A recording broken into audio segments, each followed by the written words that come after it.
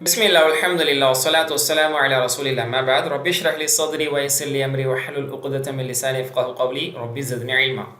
அஸ்ஸலாமு அலைக்கும் வரஹ்மத்துல்லாஹி வபரகாத்துஹு. அன்பிற்குரித்தான சகோதர சகோதரிகளின் இஸ்லாமியுடன் பிறப்புகள் அல்ஹம்துலில்லாஹ். இறை அருளால் முழு குர்ஆன் தஃப்சீர் வகுப்பினுடைய தொடரில் இப்போது நாம் 97வது பக்கத்திற்கான தஃப்சீரை பார்க்க போகிறோம். Page number 97. அல்ஹம்துலில்லாஹ். சென்ற பக்கத்தின் செய்திகள் என்ன? 96A ரகசிய பேச்சு 3 விஷயங்களில் மட்டும் இருக்கட்டும் என்று அல்லாஹ் தஆலா சொன்ன விஷயத்தை பற்றி நம்ம விரிவாக பார்த்தோம். 96B தூதரை எதிர்த்ததற்கான தண்டனை அதை பற்றி நம்ம பார்த்தோம். இதில் இன்னும் சில முக்கியமான விஷயங்களை பார்த்தோம். மூமின்களுடைய பாதை விட்டு விலகக்கூடாது, ஒற்றுமையை பற்றி, இஜ்மா பற்றி பேசப்பட்ட விஷயங்கள்லாம் பார்த்தோம். ஓகே தானே? 96Cயில் பார்த்தோம், ஷிர்கிற்கு மன்னிப்பே இல்லை என்று அல்லாஹ் தஆலா சொன்ன அந்த செய்தியை நம்ம பார்த்தோம். அடுத்ததாக கடைசியாக 96Dயில் ஷைத்தானுடைய சவால் என்னெல்லாம் சவால் விட்டான், அதுக்கு அல்லாஹ் தஆலா என்ன சொல்லியிருக்கிறான், அதை பற்றிலாம் நம்ம பார்த்தோம். அதன் தொடர்ச்சி 97வது பக்கத்தில் நம்பிக்கையாளர்களுக்கு சொர்க்கத்தை அல்லாஹ் தஆலா வாக்களிக்கிறான். ஷைத்தான் அவனை வழிபடக்கூடியவங்களுக்கு நரகம் தான், ஆனால் அல்லாஹ் ஷைத்தானுக்கு மாறு செய்யக்கூடிய நம்பிக்கையாளர்களுக்கு அல்லாஹ் தஆலா சொர்க்கத்தை வாக்களிக்கிறான். அதை பற்றி இங்கே பேசுகிறேன். 97A பார்க்குறோம். 97B நம்ம பார்க்க போகிறது ஆசைகளின் மீது அல்ல செயல்களின் மீது சொர்க்கம். ரொம்ப அழகான ஒரு செய்தி இது. இதை பற்றி பார்க்க போகிறோம். அடுத்து 97Cயில் பார்க்க போகிறது யாருடைய மதம் சிறந்தது. அவங்க மதத்தை சிறந்ததுன்னு சொல்லிக்கிறாங்க. யூதர்கள், கிறிஸ்துவர்கள், இன்னும் அரபுகளும் சொன்னாங்க. அல்லாஹ் தஆலா மதம் உண்மையான மதம் சிறந்த மதம் அல்லாஹ் சொல்லக்கூடியது. இப்ராஹிம் அலைஹிஸ்ஸலாமுடைய டாபிக் இங்கே லைட்டாக டச் ஆகுது. அல்ஹம்துலில்லாஹ். அடுத்து 97Dயில் தெரிஞ்சுக்க போகிறது அனாதை பெண்கள் தொடர்பான சட்டம். இது பெண்கள் சம்மந்தப்பட்ட சூறா தான், சூறா நிசா. அதில் அனாதை பெண்கள் விஷயத்தில் இன்னும் அல்லாஹ் அவர்களுக்கு கொடுக்கக்கூடிய கேர் அதை பற்றிலாம் வருது. இன்னும் இது 98வது பக்கத்துலேயும் தொடரப்போகுது. சரி, இன்ஷா அல்லாஹ் இதை இப்போ பார்க்க போகிறோம். அஊது பில்லாஹி மினஷ் ஷைத்தானிர் ரஜீம். والذين آمنوا وعملوا الصالحات سندخلهم جنات تجري من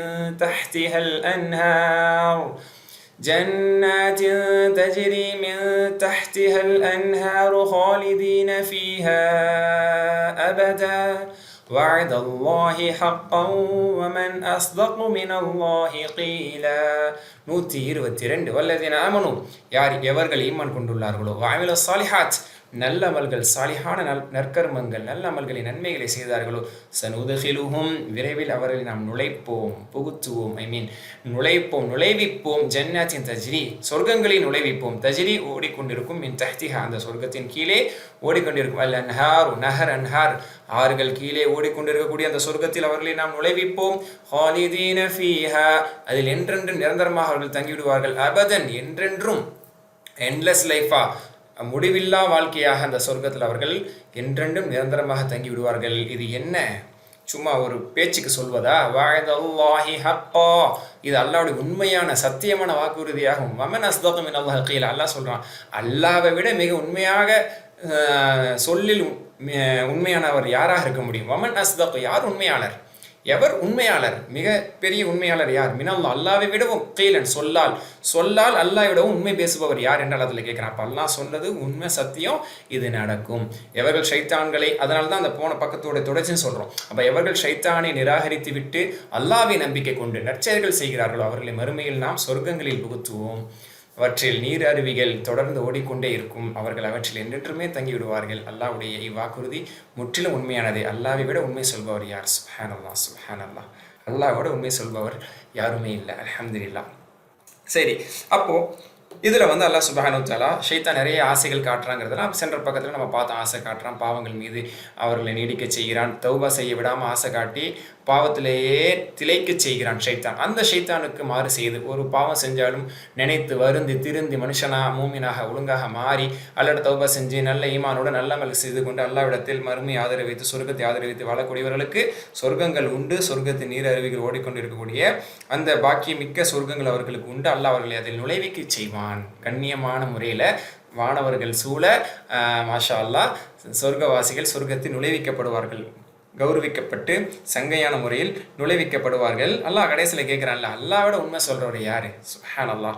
நபி ஸல்லல்லாஹு அலைஹி வஸல்லம் அவர்கள் ஹுத்பாவில் பொதுவாக ஓதுவாங்க. இதில் நீங்கள் எல்லாருமே கேள்விப்பட்டிருப்பீங்க. ஜும்மா ஹுத்பாக்களிலும் பொதுவான ஹுத்பாக்களிலும் நபி ஸல்லல்லாஹு அலைஹி வஸல்லம் அவர்கள் சொல்லக்கூடிய ஒன்று, இன் அஸ்தகல் ஹதீஸி கிதாபுல்லாஹ் கலாமுல்லாஹ் வ கைரல் ஹதி ஹதி முஹம்மதின் ஸல்லல்லாஹு அலைஹி வஸல்லம் வ ஷர்ருல் உமூரி முஹ்தஸாத்துஹா வ குல்லு முஹ்தஸத்தின் பித்அஹ் வ குல்லு பித்அத்தின் ضلالة வ குல்லு ضلالة ஃபின் நார். என்ற அந்த செய்தியை நபி ஸல்லல்லாஹு அலைஹி வஸல்லம் சொல்லுவாங்க. இதில் என்ன செய்தி அப்படின்னு சொன்னால், இன் அஸ்தகல் ஹதீஸி கலாமுல்லாஹ், அதாவது பேச்சுகளிலேயே மிகவும் உண்மையான பேச்சு அல்லாஹ்வுடைய பேச்சாகும். அப்போது அல்லாஹ்வுடைய பேச்சோட உண்மையான பேச்சாக தான் இருக்க முடியுமா? அதுக்கு ஏதாவது மாற்றங்கள் ஏற்பட முடியுமா? இதை ரசூலுல்லாஹ் எப்போவுமே சொல்லுவாங்க. அல்லாஹ் ஒரு விஷயத்தை சொன்னதான் வாக்குறுதி மீற மாட்டான். அதே மாதிரி வழிகாட்டுதலிலேயே சிறந்த வழிகாட்டுதல், நேர்வழியிலேயே மிக சிறந்த நேர்வழி முஹம்மது ஸல்லல்லாஹு அலைஹி வஸல்லம் நேர்வழியாகும். காரியங்களிலே மிக மோசமானது நூதனமாக உருவாக்கப்பட்ட புதிய நூதனங்களான பிதத்தான காரியங்களாகும். ஒவ்வொரு நூதனமான புதுமையான விஷயங்களும் அல்லாஹ் ரசூல் காட்டி தராத புதுமையான ஒவ்வொரு விஷயம் பிதத்துகளாகும். ஒவ்வொரு பிதத்து வழிகேடாகும். ஒவ்வொரு வழிகேடு நரக்கத்திற்கானதாகும் என்று நபி ஸல்லல்லாஹு அலைஹி வஸல்லம் அவர்கள் உரைகளில் சொல்லுவாங்க. இன்றைக்கி நம்ம ஜும்மாவுடைய உரைகளில் இதை சொல்கிறோம். எந்த அடிப்படையில் இந்த ஹதீஸை இப்னு கஸீர் ரஹ்மத்துல்லாஹி மேற்கோள் காட்டுறாங்கன்னா, வமன் அஸ்தகு மினல்லாஹி கீலா, அல்லாஹ்வோட உண்மை சொல்பவர் யார்? அப்போ அல்லாஹ்வுடைய இந்த உண்மையான வாக்குறுதியை நம்பி நம்ம அல்லாஹ்வுக்காக ஈமான் கொண்டு நல்ல அமல் செஞ்சுட்டே இருக்கணும். சில பேர் சொல்லுவாங்கல்ல, அந்த ஒரு சொல், அந்த ஒரு வார்த்தையை நம்பி நான் செஞ்சுட்டு இருக்கேங்க, நீங்கள் சொன்ன அந்த ஒரு வார்த்தைக்காக நான் இவ்வளோ பண்ணிட்டு இருக்கேங்க அப்படின்னு மனிதர்கள் எத்தனை பேரை நம்பி எவ்வளோ பெரிய பெரிய தியாகங்களையும் பெரிய பெரிய சிரமங்களையும் சகித்துக் கொள்வதை நம்ம வாழ்நாள் முழுக்க சொல்லி காட்டும். உங்களுடைய அந்த சொல்லுக்காக நீங்கள் இதை பண்ணி தருவீங்க, இதை காப்பாற்றி தருவீங்க, இதை செஞ்சு தருவீங்க, நீங்கள் சொன்னதுக்காக நான் இவ்வளோ செய்கிறேங்க அப்படின்னு நம்ம சொல்கிறோமே, அவங்க செய்ய முடியாமல் போகலாம், அல்லது அந்த வாக்குறுதியில் அவங்க மாறு செய்யலாம், அல்லது செய்யணும்னு நினச்சுமே இயலாமையினால செய்ய முடியாமல் போகலாம். ஆனால் அல்லாஹ் சொன்னதை செஞ்சு காட்டுவான். அல்லாஹ்வுக்காக சொர்க்கத்தை ஆசை வைத்த நம்ம அந்த சொர்க்கத்துக்கான நல்ல அமல்களை தொடர்ந்து மவுத் வரைக்கும் செஞ்சுட்டே இருக்கணும். அல்லாஹ் அந்த நசீபை தருவானாக, ஆமீன். அடுத்த வசனம், ஆசைகளின் மீதல்ல செயல்களின் மீது சொர்க்கம். ரொம்ப அழகான ஒரு செய்தி இது. லைஸ பி அமானியிக்கும் வலா அமானியி அஹ்லில் கிதாப் மை யஅமல் சூஅன் யுஜ்ஸ பிஹி வலா யஜித் லஹு மின் தூனில்லாஹி வலிய்யன் வலா நஸீரா. 123. லைஸ பி அமானியிக்கும், உங்கள் விருப்பங்களை கொண்டல்ல. இது மூமின்களை பார்த்தால் அதில் சொல்கிறான், உங்கள் விருப்பங்களை கொண்டல்ல. வல அமானி அஹ்லில் கிதாப், வேதக்காரர்களுடைய விருப்பங்களை கொண்டும் அல்ல. அமானி என்றால் ஆசைகள், விருப்பங்கள், எண்ணங்கள், இதெல்லாமே. இப்போ உங்களுடைய ஆசைகளை போன்றும் நடந்துவிடும் என்றல்ல.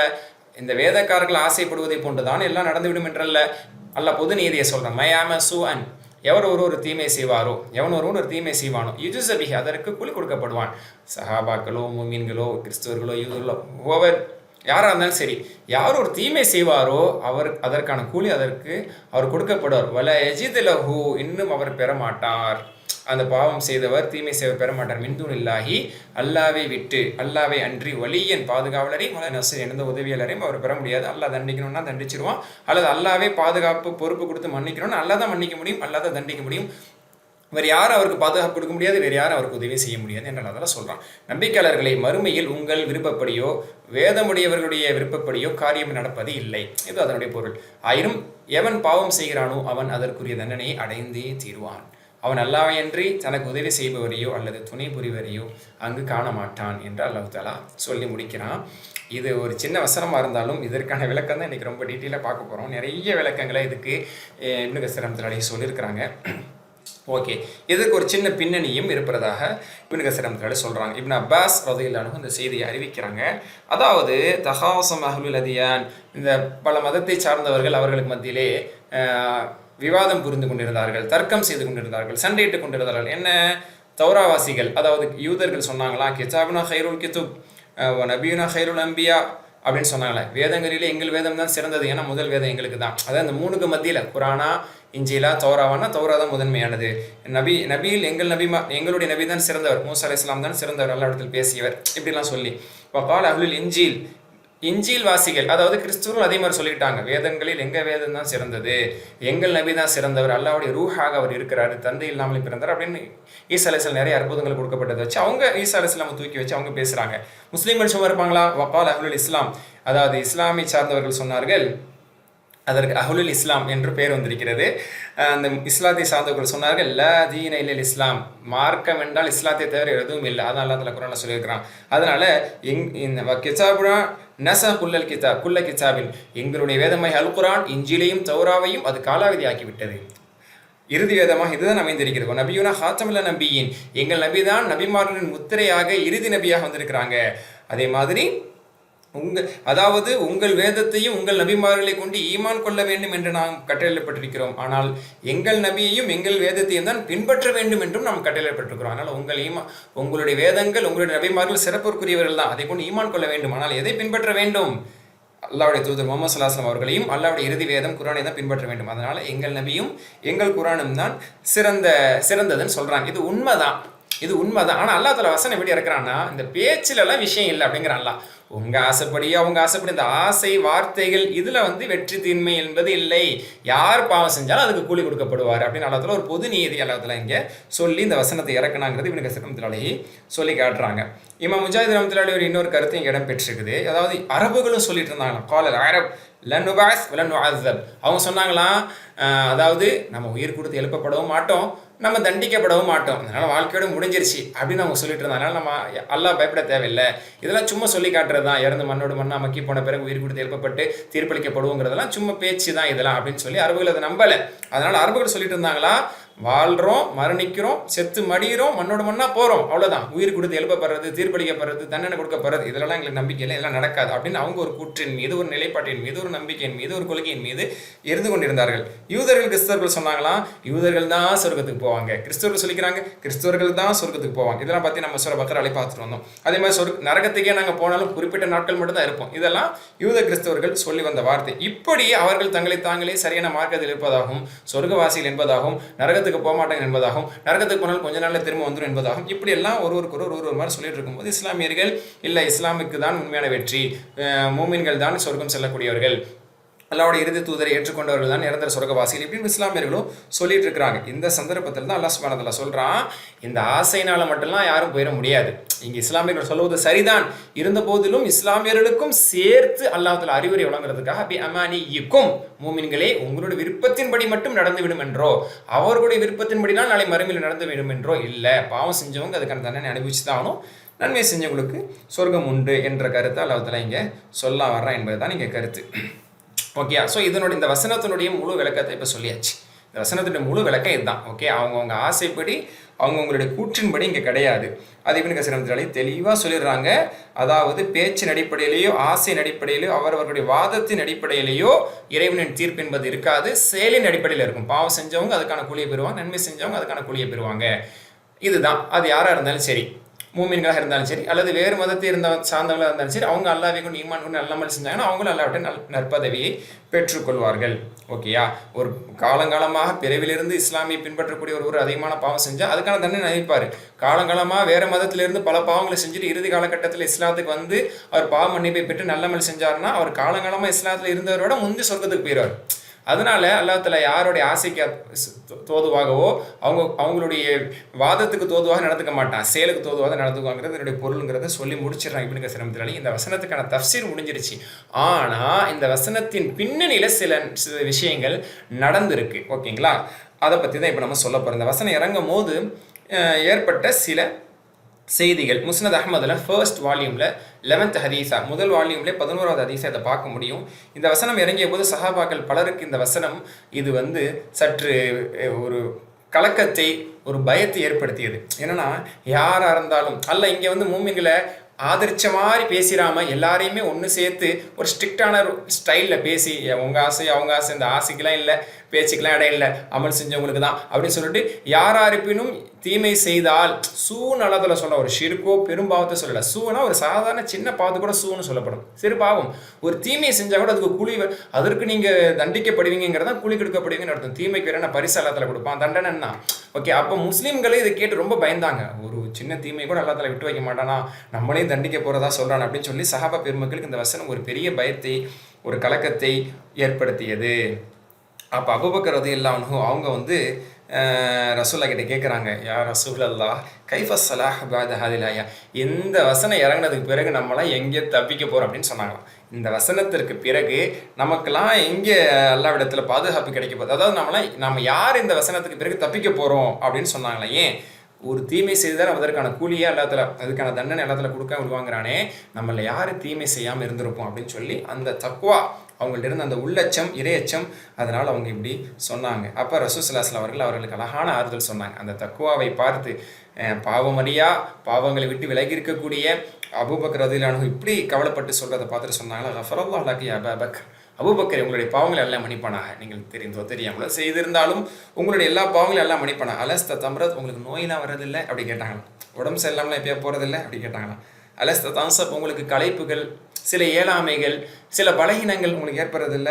அலஸ்து தஹசன், உங்களுக்கு ஏதாவது மனக்கவலை, வேதனை இதெல்லாம் ஏற்படுறதில்ல? அலஸ்து துசிபுகள், அதான் உங்களுக்கு வேறு ஏதாவது துன்பங்கள், காயங்கள் இதெல்லாம் ஏற்படுறதில்ல? இப்படி ஒரு 4 கேள்வி கேட்டாங்களாம். பாலபலா, ஏற்படுது, இதில் எதுவுமே ஏற்படாமல் இல்லை, எல்லாமே எனக்கு அவ்வப்போது ஏற்படுதுன்னு ஃபஹுமா துசோனபி, அதுதான் அல்லாஹ் உங்களுக்கு அதுக்கான தண்டனை தருவாங்கிறது இதுதான் பொருள். அதுதான் உங்களுக்கு கூலி கொடுப்பான். அப்போ நீங்கள் செய்யக்கூடிய தீமைக்கு உலகத்திலேயே ஒரு நோயை கொண்டோ, உடல்நிலை பாதிப்பை கொண்டோ, ஒரு பலகீனத்தை கொண்டோ, மனக்கவலையை கொண்டோ கூட அல்லாஹ் தஆலா அவங்கள, இதுதான் அல்லாஹ் தஆலா மூமின்களை இந்த உலகத்திலே தண்டித்து விடுவது. மறுமையில் தண்டிக்க மாட்டான், கவலைப்படாதீங்க. இப்படி உலகத்திலே அல்லாஹ் தஆலா நம்ம செய்யக்கூடிய சிறிய சிறிய தவறுகளுக்கான தண்டனையை சின்ன சின்ன சோதனைகளாக கொடுத்து தண்டிச்சிருவான் அப்படின்னு ஒரு ஆறுதலாக அபூபக்கர் ரலியல்லாஹு அன்ஹுக்கு சொன்னாங்க அப்படிங்கிறது இங்கே மாஷா அல்லாஹ் இந்த ஹதீஸில் புரிந்து கொள்ள முடிகிறது. முஸ்னத் அஹ்மதில் இது வந்து 11வது ஹதீஸ்னு சொன்னோமா, 6வது ஹதீஸில் இருக்குது. 6வது ஹதீஸில் இப்னு உமர் ரலியல்லாஹு அறிவிக்கிறாங்க, சமீத் அபூபக்கர் ரலியல்லாஹு அவர்கள் கூற நான் கேட்டிருக்கிறேன். இப்னு உமர் சொல்றாங்க ரலியல்லாஹு அன்ஹு, அபூபக்கர் ரலியல்லாஹு அவர்கள் கூற நான் கேட்டிருக்கிறேன், நபி அவர்கள் இவ்வாறு கூறுவார்களாம், மை அமல் சூஅன் யுஜ்ஸ பிஹி ஃபித் துன்யா. ரசூலுல்லாஹ் இப்படி சொல்லுவாங்களாம், யார் ஒரு தீமை செய்வாரோ, மை அமல் சூஅன் யுஜ்ஸ பிஹி ஃபித் துன்யா, அதாவது ஒரு தீமை செய்பவருக்கு உலகத்திலேயே அதற்கான கூலி கொடுக்கப்பட்டுவிடும். அந்த கூலிங்கிறது என்ன, எந்த அளவுக்கான தீமை, பெரும் பாவம் செஞ்சவங்களுக்கு பெரும் சோதனைகள், இன்னல்கள், வேதனைகள், இந்த மாதிரி சிறிய அளவில் செஞ்சவங்களுக்கு சிறிய அளவில் தலைவலி, காய்ச்சல் உட்பட எல்லாமே இதில் அடங்கும். இதை ரசூலுல்லாஹ் சொல்லியிருக்காங்கன்னு நான் கேட்டிருக்கேன் அப்படிங்கிறது அபூபக்கர் ரலியல்லாஹு அவர்கள் சொல்கிறத இப்னு உமர் ரலியல்லாஹு அன்ஹு அறிவிக்கிறாங்க. மாஷா அல்லாஹ். ஓகே, அப்போ மூமின்களுக்கு இதில் ஒரு ஆறுதல் இருப்பதை பார்க்க முடிகிறது. அதே மாதிரி ஆயிஷா ரலியல்லாஹு அன்ஹா சொல்கிறாங்க, ஆயிஷா ரலியல்லாஹு அன்ஹா அவங்களும் அபூபக்கர் ரலியல்லாஹு அன்ஹு அவங்களுடைய நிலையை பற்றி ஒரு மகளாக அவங்க அறிவிக்கக்கூடிய செய்தியையும் இப்னு கஸீர் ரஹ்மத்துல்லாஹி பதிவு செய்கிறாங்க. ஏன்னா அந்த வசனம் இறங்கிய போது, இந்த வசனம் என்னென்ன, நம்பர் 1 2 3, இந்த சூரா நிசாவுடைய 123வது வசனம், இந்த வசனம் இறங்கிய போது அபூபக்கர் ரலியல்லாஹு அன்ஹு சொன்னாங்களாம், ரசூலுல்லாஹ் கிட்ட கேட்டாங்களாம், குல்லுமா நஅமல் நுஆஹிது பி, நம்ம செய்யக்கூடிய எல்லாத்துக்கும் அல்லாஹ் நம்மளை குற்றம் பிடிச்சிருவானா, தீமை செய்தால் அதற்கு கூலி கொடுக்கப்படுவார்கள் நல்லத்தில் சொல்கிறேன், அப்போ நம்ம செய்யக்கூடிய பாவத்துக்கெல்லாம் நம்ம குற்றம் பிடிச்சிருவோம் அப்படி தானே அப்படின்னு கேட்டாங்களாம். அப்போ அபூபக்கரே உங்களுக்கு நோய் ஏற்படுறது இல்லையா அப்படிலாம் கேட்டுட்டு, அது உங்களுக்கான கஃபாராவாக அமைகிறது, குற்றத்தின் பரிகாரமாக ஒரு மூமினுக்கு ஏற்படக்கூடிய துன்பங்கள் ஆகிவிடுகிறது அப்படின்னு சொல்லி நபி ஸல்லல்லாஹு அலைஹி வஸல்லம் அவர்கள் அபூபக்கர் ரலியல்லாஹு அன்ஹு கிட்ட சொல்லி காமிச்சாங்க. அதில் வந்து இன்னும் சில கூடுதலான விளக்கங்கள் சொல்லும் பொழுது, அவருடைய உடலிலும் அவருடைய உள்ளத்தில் ஏற்படக்கூடிய மனக்கவலைகள், உடலில் ஏற்படக்கூடிய நோய் நொடிகள், சோதனைகள், இது எல்லாமே ஒரு மூமினை பொறுத்த மட்டில் அல்லாஹ் அவருடைய பாவத்தை மன்னிப்பதற்கானதாக அல்லாஹ் தஆலா ஆக்கியிருக்கிறான். இதை வந்து சொல்லி காட்டுறாங்க. அதே ஆயிஷா ரலியல்லாஹு அறிவிக்கக்கூடிய ஹதீஸ் வெவ்வேறு ரிவாயத்துகளாக வெவ்வேறு பதிவுகளாக அது பதிவு செய்யப்பட்டிருக்குது. ஒரு மூமின் அவன் மௌத்துக்குள்ளே, அல்லாஹ் நலம் நாடி ஒரு மூமின் அவருடைய மௌத்துக்குள்ளே அவர் செய்த தீமைக்கான பலன்களை அடைந்து விட்டு தான் மரணம் அடைவார். இந்தல் மவுத், மரணத்தின் சந்தர்ப்பத்தில் சிலருக்கு ஏற்படக்கூடிய சில வேதனைகள், ரசூல் ஸல்லல்லாஹு அலைஹி வஸல்லம் மரண தருவாயில் கூட அவங்களுக்கு தலைவலி அதிகமாக இருந்துச்சு. அது அவங்க செஞ்ச பாவத்துக்கான குற்ற பரிகாரம் கிடையாது, அவங்களோட அந்தஸ்து இன்னும் உயர்த்தப்படுவதற்கு. அந்த மாதிரி ஒரு மூமினுக்கு மரண வேலையில் ஏற்படக்கூடிய சிரமங்கள், ஏன்னா மௌத்தா போகும்போது நிறைய பேர் சில இன்னல்கள், வேதனைகளை சந்திச்சுட்டு மௌத்தா போகிறாங்க. அது என்னன்னா, கடைசியில் அவங்களுடைய இன்னும் எஞ்சிருக்கக்கூடிய சில பாவங்களை கடைசி காலகட்டத்தில் பெரிய நோய் வர்றதுனாலே பெரிய அல்லது இந்த மாதிரி விபத்துக்கு ஆளானவங்க, பெரிய காயங்கள்லாம் ஏற்பட்டு சிரமப்பட்டு மௌத்தா போகிறவங்களாம் இருக்காங்களே, இந்த மாதிரி எப்படியோ. அப்போ அது யாருக்கு என்ன ரீதியில் அல்லாஹ் வச்சிருக்கா நமக்கு தெரியாது. நம்ம நினைப்போம் இது அவருக்கான பாவங்களுக்கான மன்னிப்பாகவும் அது இருக்கலாம், அல்லது அவருடைய அந்தஸ்து உயர்வுக்காக இருக்கலாம், எப்படியும் இருக்கலாம், சரிங்களா. ஆக ஒரு மூமினுக்கு ஏற்படக்கூடிய மௌத்தின் தருணத்தில் ஏற்படக்கூடிய சில சிரமங்கள் கூட அவருடைய பாவங்கள் மன்னிக்கப்படுவதற்கானதாகும். அப்படியும் கடைசி நேரம் வரைக்கும் அல்லாஹ் தஆலா வந்து யுஜ்ஸ பிஹி, அதற்கான கூலி அவங்களுக்கு கொடுத்துருவான். ஏன்னா மறுமையில் அவங்க அல்லாஹ்வுடைய அஸாபுக்கு ஆளாகக்கூடாதுன்னு சொல்லி இதே ஆயிஷா ரலியல்லாஹு அன்ஹா தான் அறிவிக்கிறாங்க. இன்னொரு ஹதீஸில் எப்படி இடம் பெறுதுன்னா, இதே ஆயிஷா ரலியல்லாஹு அன்ஹா அறிவிக்கிறாங்க, முஸ்னத் அஹ்மதில் பதிவாக இருக்குது, இதா கஸர துனூபுல் அப்த், ஒரு அடியானுடைய பாவங்கள் அதிகரித்து விட்டால், நான் சொன்னேன்ல இதுக்கு நிறைய விளக்கம் இருக்குன்னு சொல்லி, எல்லாத்தையும் நல்லா நோட் பண்ணிட்டே வாங்க, வாழ்க்கைக்கு தேவையான நல்ல தகவல்கள். ஒரு அடியாருடைய பாவங்கள் அதிகமாக இருந்து வலம் எக்குல்லஹு மா யுகஃபிருஹா, அதற்கான அதை மன்னிக்கக்கூடிய நன்மைகள் அவரிடத்தில் இல்லை என்றால், தொழுகை, நோன்பு, ஜக்காத்து, தான தர்மங்கள், ஹஜ், உம்ரா, இது மாதிரி நற்காரியங்கள் மூலமாக பாவங்கள் மன்னிக்கப்படுது. அவருடைய பாவங்கள் ரொம்ப அதிகமாக இருந்து அவர் பாவம் மன்னிக்கக்கூடிய அளவுக்கான நன்மைகள் அவரிடத்தில் இல்லாமல் போனால், இப்தலல்லாஹு பில் ஹஸன் யுகஃபிரஹு, அல்லாஹ் அவருக்கு சில சங்கடங்களை, சில கவலைகளை ஏற்படுத்தி அதன் மூலமாக கூட மன்னிப்பான். அப்போ உடல்ல ஏற்படக்கூடிய பாதிப்புகள், நோய் நொடிகள், காயங்கள் இதனால மட்டும் மன்னிக்கப்படுறது கிடையாது. ஏன்னா ஒரு முள்ளு குத்துறது மூலமாக கூட பாவம் மன்னிக்க கூட ரசூலா சொன்னாங்க. அந்த முள்ளு குத்துறதுலேருந்து பெரிய பெரிய காயங்கள் வரைக்குமே பாவம் மன்னிக்கப்படும், நோய் நொடிகளுக்கு பாவம் மன்னிக்கப்படும். இங்கே என்னன்னா, அதான் அபூபக்கர் கிட்ட கேட்டாங்கல்ல, அலா தஹசன், உங்களுக்கு கவலை ஏற்படுறது இல்லை? அப்போ ஒரு மனக்கவலை, மன உளைச்சல்கள், வேதனைகள் இதனால கூட அவர் அல்லாஹ்க்கா பொறுத்துக்கிட்டாருன்னா நிச்சயமா அவருடைய பாவம் மன்னிக்கணும். ஆனால் இது எல்லாத்துக்கும் ஒரு நிபந்தனை இருக்கு. அது அல்லாஹ் தந்ததாக ஏற்றுக்கொண்டு பொறுத்துக்கணும், அல்லாஹ்க்காக சபர் செஞ்சுக்கணும். அல்லாஹ்வை எதிர்த்து பேசுவதோ அதனால பெரிய பெரிய பாவங்கள் செய்யக்கூடியவராக ஒருத்தர் ஆயிடக்கூடாது. சரிங்களா? அப்போ கவலை மூலமாக கூட சில பேருக்குலாம் வாழ்நாள் முழுக்க கவலை இருக்கும், நோய் நொடி கூட இல்லாமல் இருப்பாங்க, பெரிய பெரிய நஷ்டங்கள் கூட இல்லாமல் இருப்பாங்க, காயங்கள் இல்லாமல் இருப்பாங்க. ஆனால் சில பேருக்கு எடுத்துக்கிறீங்க, இதில் விதிவிலக்கு கூட சொல்ல முடியாது, நிறைய பேர் எடுத்துக்கிறீங்க, கவலைங்கிறது ஒரு வாழ்க்கை ஃபுல்லாக ஏதாவது ஒரு கவலை இருந்துகிட்டே இருக்கும். பிள்ளை விஷயத்துலையோ, கணவன் விஷயத்துலையோ, மனைவி விஷயத்துலையோ ஏதாவது ஒரு சோதனையினால கவலை இருந்துகிட்டே இருக்கும். நல்லா புரிஞ்சுக்கிறேங்க, யாக்கூப் அலைஹிஸ்ஸலாமுக்கு நீண்ட நாட்கள் கவலைகள் இருந்தது, நிறைய நபிமார்களுக்கு கவலைகள் இருந்திருக்கு. அந்த கவலையும் பாவத்தை மன்னிக்க கூடியது. பதிவு செய்யுங்க, ஒரு மூமினுக்கு ஏற்படக்கூடிய மனக்கவலையும் அவனுடைய பாவத்தை போக்கக்கூடியது. அது அல்லாஹ் தந்ததாக புரிந்து உணர்ந்து சபராக அதை இன்ஷா அல்லாஹ் ஏற்றுக்கொண்டால், இதை பல்வேறு ரீதியில் அபூபக்கர் ரலியல்லாஹு அவர்களுக்கு சொன்னதாக, ஆயிஷா ரலியல்லாஹு அன்ஹா அவர்களுக்கு சொன்னதாக, இப்படி பல்வேறு செய்திகள் வருது. இதை நம்ம புரிஞ்சுக்கணும். ஓகே, இன்னொரு அறிவிப்பு மாஷா அல்லாஹ், அபூ ஹுரைரா ரலியல்லாஹு அன்ஹு அவங்க சொல்றாங்க, இந்த வசனம் இறங்கிய போது மூமின்களுக்கு இந்த வசனம் ஒரு பெரிய ஒரு பயத்தையும் கவலையும் ஏற்படுத்தியது. நம்ம செஞ்ச தீமைக்கெல்லாம் அல்லாஹ் நம்மளுக்கு கூலி கொடுக்காம விட மாட்டான், அப்படின்னா தண்டிக்காம விட மாட்டான்னு சொல்லிட்டானே அப்படின்னு சொல்லி பயந்த போது ரசூலா சொன்னாங்களாம், ரொம்ப இதை நினைச்சு நீங்க பயந்து ஒடுங்கிறாதீங்க. சத்திது காரிபு, நீங்கள் நீதமாக நேர்மையாக இறைவனை நெருங்கக்கூடிய இபாதத்திலே நீங்கள் முன்னேறி கொண்டே செல்லுங்கள். நீங்கள் இபாதத்தில் நீங்கள் முன்னேறிக்கொண்டே அதில் திளைத்திருங்கள். உங்களுக்கு ஒரு மூமினுக்கு ஏற்படக்கூடிய எந்த துன்பமாக இருந்தாலும், ஹத்த ஷவுக்கா, ஒரு முள் குத்தினாலும் சரி, என்ன ஒரு நோவினை அவனுக்கு சிரமம் ஏற்பட்டாலும் சரி, அதன் மூலமாக அல்லா தஆலா அவர் பாவத்தை மன்னிச்சுக்கிட்டே இருப்பான். அதனால அல்லாஹ் அதற்கு கூலி கொடுக்காமல் இருக்க மாட்டான்னா பெரிய தண்டனையோ அப்படின்னு நினைச்சிடாதீங்க. முள்ளு குத்துறது கூட நம்ம செஞ்ச பாவத்துக்கான பரிகாரம்.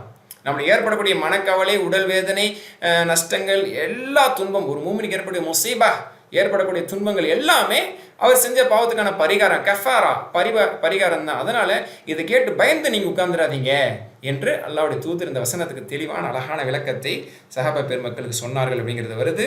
எந்த அளவுக்கு நபி அவர்கள் இன்னும் தெளிவுபடுத்தி சொன்னாங்க அப்படின்னு சொன்னா, இப்னு அப்பாஸ் என்ன சொல்றாங்க, ரசூலா கிட்ட கேட்கறாங்களாம், யா ரசூலல்லாஹ், இந்த மாதிரி அல்லா தஆலா சொல்லியிருக்கிறானே, ஒரு தீமை செய்தாலும் அதற்கான கூலி எல்லாம் கொடுக்காமல் விட மாட்டான்னு சொல்லி அல்லா தஆலா இப்படி கண்டனமாக கண்டிப்பாக சொல்லியிருக்கிறானே, இதை நம்ம எப்படி புரிஞ்சுக்கொள்றது அப்படின்னு கேட்கும்போது, ஆமாம் கொடுக்காம விட மாட்டான் அப்படின்னு சொல்லிட்டு அப்புறம் ஒரு ஆறுதலான ரீதியில் அதுக்கான பதிலை சொன்னாங்களாம். ஒமையாமல் ஹசனத்தன், ஒரு மனிதர் ஒரு நன்மை செய்தால், இங்கே தீமை செய்தால் பற்றி அல்லா தஆலா சொன்னனால எல்லாம் பயந்து போய் கேட்குறீங்க. பாராட்டத்தக்க வரவேற்கத்தக்க தக்குவாயுது. அல்லா தஆலா சொல்லக்கூடிய ஒரு விஷயத்தை பயந்து போய் நடுங்கி போய் சஹாபாக்கள் கேட்குறாங்கல்ல, அதனால சொல்கிறாங்க, இங்கே தீமையே அல்லா தஆலா சொல்லியிருக்கிறான். நீங்கள் இன்னொரு விஷயத்தை ஞாபகம் வச்சுக்கிறீங்க ரசூலுல்லாஹ், ஒரு நன்மை செய்தால் அந்த நன்மை அல்லா தஆலா 10 மடங்காக ஆக்கி கொடுப்பான். ஒரு நன்மைக்கு 10 மடங்காக ஆக்கி கொடுப்பான். தீமை செஞ்சால் அந்த தீமை 1 மடங்காக தான் கொடுக்கப்படும். அப்படி ஒரு மூமின் நன்மைகளை அதிகம் செய்யும்போது 1 into 10 மல்டிபிள்ஸ் ஆஃப் 10s, ஓகேங்களா, 10 மடங்காக ஆக்கப்பட்டு அது அந்த நன்மை தான் ஒரு மூமினுக்கு அதிகமானதாக இருக்கும். அதையும் தாண்டி ஒரு துர்பாக்கியசாலி 10 மடங்காக ஆக்கப்பட்டும் கூட அவனோட பாவம் மிகச்சிருந்துச்சுன்னா, புரியுதா, ஒருத்தன் 10 பாவம் செஞ்சா 10 பாவம், ஒருத்தன் 10 நன்மை செஞ்சா 10 நன்மை இல்லை 100 நன்மை. அப்போ நன்மைகள் தான் ஒரு மூமினுக்கு அதிகமாகிறதுக்கான வாய்ப்புகள் அதிகம். அல்லாஹ் கொடுத்துருக்கூடிய ஆப்பர்ச்சுனிட்டி, வாய்ப்பு அதுதான். அப்படிதான். ஆனாலுமே கூட என்ன சொல்றது, ஒரு துர்பாக்கியசாலி அவனுடைய நன்மையை விட பாவங்கள் மிகைத்திருந்தால் அவன் அழிந்தான் அப்படின்னு சொல்லி நபி ஸல்லல்லாஹு அலைஹி வஸல்லம் சொல்றாங்க. அப்போ அந்த அளவுக்கு ஒரு மூமின் இருக்கக்கூடாது. 10 மடங்காக ஆக்கப்பட்டு கூட ஒரு நன்மை மிகைக்காமல் தீமை மிகைத்து விட்டால் அல்லாஹ் பாதுகாக்க. இன்னைக்கு பாருங்க, பாவங்கள் நிறைய இருக்க தான் செய்யுது. கண்ணால், நாவால், செவியால், செயலால், கரத்தால், இப்படி மனிதனிடத்தில் பாவங்கள் நிறைய இருக்க தான் செய்யுது. அதனால நம்ம மிதப்புல போயிடக்கூடாது. நம்ம கொஞ்சம் நன்மை செஞ்சால் 10 மடங்கு ஆயிரும். அதனால நம்ம நன்மை தராசு அதிகம் மாதிரி நினைக்கக்கூடாது. ஷைத்தான் அப்படி நம்மளுக்கு மிகைப்பா காட்டி நம்மளை ஏமாற்ற வாய்ப்பு இருக்கு. சாபாக்கள்கிட்ட அந்த மிதப்பு தன்மை வரல, பயம்தான் கடைசி வரைக்கும் இருந்துச்சு. அந்த பயம் தான் நம்மள்ட்ட இருக்கணும். ஏன்னா எது பாவங்களாக பதிவு செய்யப்படுது நம்மளுக்கு தெரியாது. அதனால நன்மைகளை நீங்கள் விரைந்து செல்லுங்கள் அப்படின்னு நபி ஸல்லல்லாஹு அலைஹி வஸல்லம் இந்த வசனத்தின் அடிப்படையில் ஆறுதலாக சஹாபா பெருமக்களிடத்தில் சொல்லியிருக்கிறாங்க. அல்ஹம்துலில்லாஹ். ஸோ சில அறிஞர் பெருமக்கள் இந்த வசனத்துக்கு காஃபிர்களை முன் வச்சு மட்டும்தான் அல்லாஹ் தஆலா இங்கே சொல்கிறான். அவங்க பாவம் செஞ்சால் அதுக்கான கூலி கண்டிப்பாக அனுபவிப்பாங்க, அதாவது மறுமையில் அனுபவிப்பாங்க. அவங்களுக்கு உதவியாளரும் பாதுகாவலும் இருக்க மாட்டாங்க. இது காஃபிர்களை மட்டும் பொருந்தும் சொல்லி ஹசன் பஸ்ரி ரஹ்மத்துல்லாஹி போன்ற சில அறிஞர்கள் சொல்லியிருக்காங்க. இருந்தாலும் இப்னு கஸீர் ரஹ்மத்துல்லாஹி அலைஹி, தஃப்சீர் தபரி இப்னு ஜரீர் ரஹ்மத்துல்லாஹி என்ன சொல்கிறாங்க, இல்லை இது காஃபிர்களுக்கு பொருந்தும் தான், அதுக்காக காஃபிர்களுக்கானது மட்டும் இல்லை, இது மூமின்கள் எல்லாருக்குமே தான் பொருந்தும். ஏன்னா லைசபி அமானியுக்கும் என்று சஹாபாக்கள், அதாவது மூமின்களை முன் வச்சு தான் அந்த வசனத்தை அல்லாஹ் ஆரம்பிக்கிறான். பத்தாவதுக்கு நிறைய ஹதீஸ்களில் அபூபக்கர் ரலியல்லாஹுக்கெல்லாம் ரசூலுல்லாஹ் சொன்னது என்ன, ஒரு மூமினுக்கும் அவர் செய்யக்கூடிய பாவங்களுக்கான விளைவை அல்லாஹ் உலகத்தில் துன்யா உலகத்திலேயே அதுக்கான அந்த பரிகாரத்தை தண்டனையை கொடுத்துட்றாங்க. அதை வச்சு இது எல்லாருக்கானதுன்னு நம்ம புரிஞ்சுக்க முடியுதுங்கிற முடிவுரையை கொண்டு வந்து முடிச்சிடுறாங்க. அல்ஹம்துலில்லாஹ் அந்த வசனத்துக்கான தஃப்சீர் இதோட நிறைவடைகிறது. அப்போ இதுலேருந்து புரிதல் என்ன, நம்ம ஏதாவது பாவம் தெரிந்தோ தெரியாமல் செஞ்சாலும் அல்லாஹ் தன் நம்ம மீது நன்மையை நாடி என்ன செஞ்சிடறான், நோய் நொடிகளை தந்து சிரமங்களை தந்து கஷ்டங்களை தந்து மன்னிச்சிடறான். இதை புரிஞ்சிக்காம என்ன கஷ்டப்படுத்திட்டானே, என்ன சோதிக்கிறானே, எனக்குன்னு பார்த்து இப்படி தர்றானே, என் குடும்பத்துக்குன்னு பார்த்து இப்படி நோய் நொடி வந்துட்டு இருக்குது, உயிர் சேதங்கள் ஆகிட்டு இருக்குது, நஷ்டங்கள் ஏற்பட்டிருக்குன்னு சொல்லி என்ன செய்யக்கூடாது, அல்லாஹ்வின் மீது நம்ம பாயக்கூடாது. அப்போ அதை புரிஞ்சுக்கணும். அதையும் தாண்டி எல்லா பாவங்களும் மன்னிக்கப்பட்டாலும் அந்தஸ்து உயர்த்தப்படுவதற்காக சோதனைகள் நம்மை நோக்கி அது வந்து கொண்டே இருக்கலாம். இதை நம்ம புரிஞ்சுக்கணும். யார் அந்த சோதனைகளை பொருந்து கொள்கிறார்களோ அல்லாஹ்வுடைய பொருத்தம் அவர்களுக்கு உண்டு. யார் அந்த சோதனை மீது அதிருப்தி அடைகிறார்களோ அல்லாஹ்வுடைய அதிருப்தி தான் அவங்களுக்கு உண்டு என்று ரசூலுல்லாஹ் சொல்லியிருக்காங்க. அதனால எப்போவுமே சோதனையை நம்ம புரிந்து கொள்ள வேண்டும். யாக்கூப் அலைஹிஸ்ஸலாம் புரிந்து கொண்டதை போன்று. அல்ஹம்துலில்லாஹ். அந்த வசனத்தினுடைய தொடர்ச்சி அடுத்த வசனம். وَمَنْ يَعْمَلْ مِنَ الصَّالِحَاتِ مِنْ ذَكَرٍ أَوْ أُنْثَى وَهُوَ مُؤْمِنٌ فَأُولَئِكَ يَدْخُلُونَ الْجَنَّةَ وَلَا يُظْلَمُونَ نَقِيرًا. 124. وَمَنْ يَعْمَلْ مِنَ الصَّالِحَاتِ, நன்மைகளிலிருந்து யார் செய்வார்களோ, மின் தக்கரின் அவுன் ஆண்களோ பெண்களோ, ஆணோ பெண்ணோ, மூமினான் ஆணோ பெண்ணோ, யாராக இருப்பினும் யார் நல்லமல்கள் செய்வார்களோ, ஓஹோ மூமினும் மூமினாக இருந்து நல்லமல் செய்யணும். இஸ்லாத்தை ஏற்றுக்கொள்ளாமல் ஈமான் கொள்ளாமல் நன்மை செய்வதில் தான் புண்ணியம் இல்லையே. அப்போ மூமினாக இருந்து யார் ஈமான் செய்வார்களோ ஃபவுலாய்க் அவர்கள் யதுகுலூனல் ஜன்னah, அவங்க தான் சொர்க்கத்துக்குள்ளே போவாங்க. வலா யுஸ்லமூன நகீரா, கீரல் அளவு கூட அல்லாஹ் தஆலா யாருக்கும் அநீதி இழைக்க மாட்டான். வலா யுஸ்லமூன் அவர்கள் அநீதி இழைக்கப்பட மாட்டார்கள். They will not be treated unjust அப்படின்னு அர்த்தம். வலா யுஸ்லமூன் அவர்கள் அநீதி அழைக்கப்பட மாட்டார்கள் கீரல் அளவு கூட. அப்போ அல்லாஹ்வின் மீது ஈமான் கொண்டு நல்லமல் செஞ்ச ஆணோ பெண்ணோ அடிமையோ அரசனோ யாரோ இருந்தாலும் சரி, அல்லாஹ்வின் மீது நம்பிக்கை கொண்டு நல்லமல் செஞ்சால் கீரளவு கூட அநீதி அழைக்கப்படாமல் அதற்கான கூலி முழுமையாக கொடுக்கப்பட்டு சொர்க்கத்தில் நுழைவிக்கப்படுவாங்க அப்படிங்கிறது வருது. ஒரு அழகான வார்த்தை நக்கீர் என்ற வார்த்தை வந்திருக்கு. இப்னு கஸீர் ரஹ்மத்துல்லாஹி சொல்கிறாங்க, இந்த கீரல் அளவு, இம்மி அளவு, அணு அளவு இப்படின்னு இதுக்கு தர்ஜுமா செய்வாங்க. இம்மி அளவு, அணு அளவு, புள்ளி அளவு இப்படிங்கிறது இதனுடைய தர்ஜுமா. 3 வார்த்தைகள் அல்லாஹ் தஆலா குர்ஆனில் பயன்படுத்தியிருக்கான். நக்கீர் என்று பயன்படுத்தியிருக்கான். இன்னொன்று ஃபச்சீல், ஃபச்சீலா, இதுவும் சூரா நிசால தான் வந்துச்சுன்னு நினைக்கிறேன். ஃபச்சீல் என்ற வார்த்தை அல்லாஹ் தஆலா பயன்படுத்தியிருக்கான். இன்னொன்று கித்மீர் என்ற வார்த்தை பயன்படுத்தியிருக்கான். இது 3மே கிட்டத்தட்ட ஒரே அர்த்தம் தான். அதாவது இங்கே சொல்லப்பட்ட நக்கீர் என்பது பேரிச்சங்கொட்டையில் பார்த்தீங்கன்னா சின்ன சின்ன கோடுகள் அல்லது சின்ன சின்ன புள்ளிகள் இருக்கும். அந்த கோடு புள்ளி அதெல்லாம் ஒரு அளவுன்னு சொல்கிறதுக்கே இல்லை. அந்த அளவு கூட அதில் அணையம் செய்ய மாட்டேன் என்பது நக்கீரனுடைய பொருள். ஃபத்தீல் என்று சொல்லப்பட்டிருக்கும். ஃபத்தீல் என்னன்னா பேரிச்சம்பழ கொட்டையில் வந்து நடுவில் ஒரு கோடு இருக்கும் பார்த்தீங்களா, அந்த நடுவில் இருக்கக்கூடிய கோடில் ஒரு இலை மாதிரி வரும். இலை மீன்ஸ் ஒரு சின்ன ஒரு லேயர் வரும், அதை எடுத்தால் வரும் சரிங்களா, அவ்வளோ மெலிசாக இருக்கும். அதுக்கு பேர் தான் ஃபத்தீல். அந்த ஃபத்தீல் அளவு கூட அதெல்லாம் ஒரு சொல்கிறதுக்கு தகுதியான ஒரு பொருளே இல்லை சரிங்களா, அந்த ஃபத்தீலுங்கிறது. அதை கூட அல்லாஹ் உதாரணத்துக்கு சொல்லி காட்டுறான். அந்த அளவு கூட அல்லாஹ் அவங்களுக்கு அநியாயம் செஞ்சிட மாட்டான். கித்மீர் என்பதும் அதே தான். பேரிச்சம்பழத்தினுடைய கொட்டையில் லேயர் மாதிரி, அதாவது நடுவில் இருக்கக்கூடிய ஓட்டையில் வரக்கூடியதுக்கு வந்து ஃபத்தீல்னு சொல்லப்படுமா. கித்மீர் என்பது பேரிச்சம்பழத்தினுடைய கொட்டையிலே சில நேரத்தில் சுத்தின மாதிரி இருக்கும், சின்ன லேயராக இருக்கும். அது எந்த தராசில் போட்டாலும் அதுக்கு வெயிட் வராது சரிங்களா. 10 பேரிச்சம்பழத்துலேருந்து உரிச்சு போட்டால் கூட வெயிட் வராது. அந்த அளவு கூட அல்லாஹ் என்ன செய்ய மாட்டான், அநீதி இழைக்க மாட்டான். அப்போ எவ்வளோ அழகான வார்த்தைகளை பயன்படுத்தி அல்லாஹ் ஏதோ கோவத்தில் தூக்கி போட்டு எல்லாரையும் நரகத்தில் தூக்கி வீசிடுவான்னு நினைக்காதீங்க. நீதமாக தான் நடப்பான். ஒரு நக்கீர் அல்லது ஃபத்தீல் அல்லது கித்மீர் இம்மி அளவு, அணு அளவு, ஒரு எல்லளவு கூட அல்லாஹ் தஆலா யாருக்கும் அநீதி இழைக்க மாட்டாங்கிறது அழகா அல்லாஹ் தஆலா பதிவு செஞ்சு தன்னுடைய நீதத்தன்மை இங்கே நிலைநாட்டக்கூடிய வசனங்களில் இது ஒன்று என்பதை சொல்கிறாங்க.